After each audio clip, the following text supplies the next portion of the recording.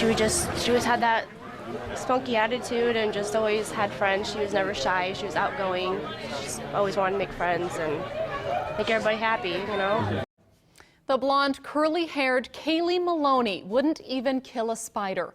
Tonight, her parents send this message: cherish your children. A community rallied around a family still feeling heartache. Good evening, I'm Megan Matthews. Kevin is off tonight. In Council Bluffs, hundreds of people remembered a spunky little girl tragically killed in a sledding accident. Emily Zink spoke with the family for the first time since then. She's live in the studio with more. Well, Megan, a memorial benefit for 5-year-old Kaylee Maloney is being held until midnight tonight at the Mile Away Hall in Council Bluffs. Friends and family pack the hall to show their support and raise money. She always said sharing was caring. 5-year-old Kaylee Maloney may no longer be here, but her mantra lives on. Her uncle even has it tattooed on his arm. For only being here 5 years, she's actually touched a lot of people's heart. We had a big family. Kaylee's mom, Amy, described her daughter as spunky. Her cousins called her sassy. Without her, it's not that fun without her. Yeah. Kaylee's cousins were with her the day she died. The girls remember the November day at their grandparents' house in Council Bluffs. It was snowing out, and Kaylee couldn't wait to sled down the hill. I saw out the window that she was just lying there. Kaylee was hit by a truck when her sled went into the road. She died a few weeks later at the hospital. Cherish every moment you can with your kid, because you never know when you're going to lose them. Every moment, every single moment. Dozens of family members and friends showed up to the Mile Away Hall in Council Bluffs to remember Kaylee and support her parents, Amy and Brian. As a parent myself, you can't imagine going through something like this. And the last thing that I would ever want to feel like is that I would have to do it alone. Thanks to the benefits organizer Vance Rose and the generosity of a community, the family is not alone. I want to thank everybody. The whole community really came together. Everybody.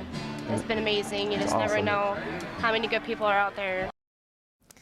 No charges were filed against the driver of the truck that hit Kaylee. The family says they are not angry towards the driver. It was a freak accident and it could have happened to anyone. Live in the News Center, Emily Zink, KMTV Action 3 News. New at 10, video from inside a local bar shows a robbery suspect waving a handgun at a bartender and 2 patrons. This is surveillance video of the overnight robbery from the Getaway Lounge in Ralston. You can see the bartender scrambling to give the man cash from the registers. He even took her wallet later on in this video. Police say this went down right before 3 a.m. The bar was closed, but the suspect had been waiting at the door when the employee then went to the door. This just into the newsroom tonight. Police are searching for 2 carjacking suspects armed and on the run. We have a crew on the scene now. Officers were called to an apartment complex near 100th and Arcadia Plaza. The caller told police he'd been carjacked by 2 men, both armed. Police are looking for a black Volvo 4-door sedan. We'll bring you the details as we get them. Thieves targeted more than a dozen cars Friday morning at an Omaha apartment complex. Victims were stunned to find their windows smashed in and money stolen in a locked-up garage. Rebecca Ray has the story you'll see only on 3. Residents are not sure how the thieves gained access to this secured parking garage, but once they found what they were looking for and came across a getaway vehicle, they simply drove away. This door stays locked, so you have to use a key to get in. Josh Dorgan says even though his apartment at Embassy Park takes security measures, more than a dozen are suffering consequences of a security breach. I mean, I'm sure the person that got in, they didn't have to have a key to get in, you know. Sometime between Thursday night and Friday morning, burglars gained access to this parking garage, cutting locks off storage lockers and breaking car windows. 14 vehicles in all. My wife said, "Did you forget to put down the window, up the window?" I said, "No," and I walked over here and it was broken. Leo O'Donnell says his renter's insurance doesn't cover car break-ins, and now he's left footing the bill of a replacement window. I think it's a bunch of bull. Nothing was taken from O'Donnell's car. Dorgan wasn't as lucky. Hours after his credit cards were stolen, thousands of dollars in charges from local shoe and clothing stores appeared on his statements. As I was on the phone with the company getting my credit card canceled, after it was canceled, they were still trying to do transactions on it that were getting declined. After the thieves got what they wanted, they stole a 2008 blue Honda Ridgeline truck, similar to this, as a getaway vehicle. Police are now searching for the stolen truck, which has a crack across the bottom windshield with the license plate number RXH877. Rebecca Ray, KMTV, Action 3 News. If you see the stolen truck with the Nebraska license plate, one more time, RXH877, please call Crime Stoppers at 444-STOP. An aggressive robber is behind bars tonight after threatening employees early in the morning at a Mega Saver. Police got the call for an armed robbery at 6:15 this morning at the Mega Saver near 46th and Hamilton. Officers learned the suspect had forced an employee into a back room and threatened him with a knife while stealing items and money from the store. A second employee who showed up was also forced into the back room and threatened. When police got there, they arrested David Perez for robbery. Police in Bellevue are still searching for a man accused of trying to steal a minivan by force. Cops put a nearby school on lockdown Friday morning as they searched for the suspect near 13th and Main. They found the minivan nearby.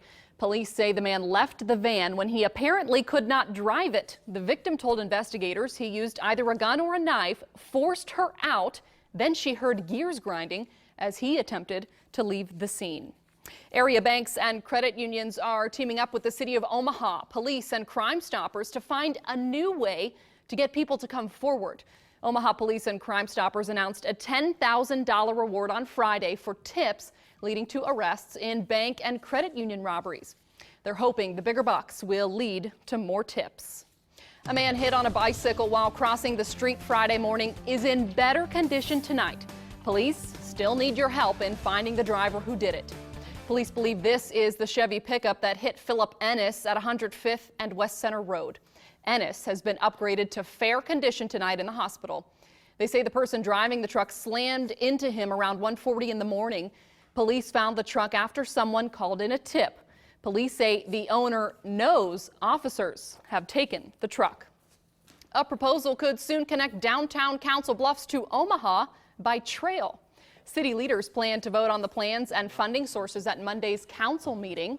This is the second phase of the Mid-City Trail, which is part of the West Broadway Corridor Development Project.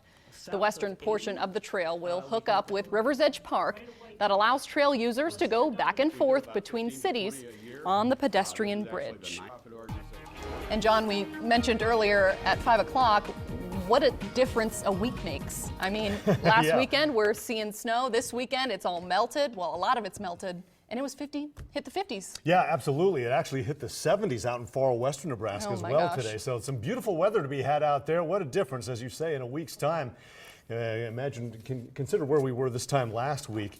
But today, a gorgeous day in the metro. We hit the lower 50s. Here's the story for tomorrow. It looks like we've got some cooler air just sort of giving us a glancing blow and coming in through the back door, sweeping across the metro. Still, it's going to be a mild day for tomorrow as we take a look at our sky view. It is 38 degrees. We have a light southeast wind at 5 miles an hour. The clouds will begin to roll in here. Temperatures region-wide. Pretty much in the 30s in most locations. Still a 42-degree reading out there in Nebraska City and over toward York, but mid to upper 30s in most locations. A little cooler out in Atlantic, 36, 37 in Denison. Check out the highs, though. 53 in the metro. It shot up to 61 in Norfolk, and out in this area, in the far western portions of our area, not as much snow on the ground. We've got a long way in losing the snow over the last couple of days, and that will continue again tomorrow. Notice the cooler readings over Denison toward Atlantic. That's where they saw a little bit more snow. As we take a look at our satellite, there are some clouds sweeping across northeast Nebraska and moving through the metro right now. And up in this area, there's some rain showers as a disturbance drives its way into the Central Plains states. This is pretty much, I think, picking up on the clouds out here to the north of Omaha, maybe a sprinkle or two, but by and large, a lot of this, what you're seeing down here, isn't really reaching the ground. The rain showers out of South Dakota pushing eastward and dipping a little bit to the southeast as it moves through Sioux Falls. Here's a little broader picture of that. And it looks like there is a chance, could see some rain over northeast Nebraska, Norfolk over toward Tekamah, put a slight chance in there. We're going to be just on the southern fringe of that. Doesn't look like it's going to come into the metro tomorrow. It's going to be Somewhat of a close call, however, so we'll keep an eye on that. In terms of our Viper forecast model, it's not indicating any rain, although we will see increasing cloud cover. And again, with all that snow melt over the past couple of days, all that evaporates into the air, so we could be seeing some fog as temperatures cool into the lower 30s tonight. So here's your forecast. 33 for the overnight low. We'll maintain a west wind at 5 to 10 miles an hour, and we expect that to hold our temperatures above the freezing mark. Still, when you encounter bridges, you may take it a little easy and at least be mindful of the fact there may be some few slick spots, but I think it's going to be a little bit warmer tonight. And then for tomorrow, some fog possibly in the early morning hours. And then northwest winds will pick up as we head off into the afternoon. We'll expect highs tomorrow, cooler, but still well above normal, around 45 degrees. We'll take that. We'll look at the 7-day. A dip in the temperatures on Monday with cloud cover will be at 35. We'll climb back into the mid-40s on Tuesday. Again, partly sunny conditions on Tuesday. And then we'll get some much colder temperatures rolling through here into Wednesday and Thursday, the coolest day of the week, 22 degrees on Thursday with teens for the morning temperatures, but looks like a nice rebound. Sure, not too for bad next overall. weekend again. Yep. All right, thanks, John. You bet. Doors are opening for graduates celebrating success today. They're another step closer to a changed life. At the Open Door Mission this morning, 9 people turned their tassels and officially graduated from the New Life Recovery Program and Journey to Work program. New Life is for people dealing with addictions, and the Journey program is designed to help get people employed. 2 others received certificates from the WorkNet program. The mission's senior director says people come to the Open Door Mission with a desire to change life. They come to us from prison, from life of using drugs, and so that family and friends have asked them to leave and they have no other place to go. We have people who come to us simply because of a series of bad decisions or problems in life that overcome them. The Open Door Mission celebrates about 3 graduations a year. They don't call it a fitness challenge for nothing. One woman is doing hundreds of exercises, and not just for herself. We'll tell you why she's pushing the limits next. Plus, the numbers are in. Could you be the next millionaire in the Powerball drawings? We'll break down the odds before pulling up the lucky numbers next.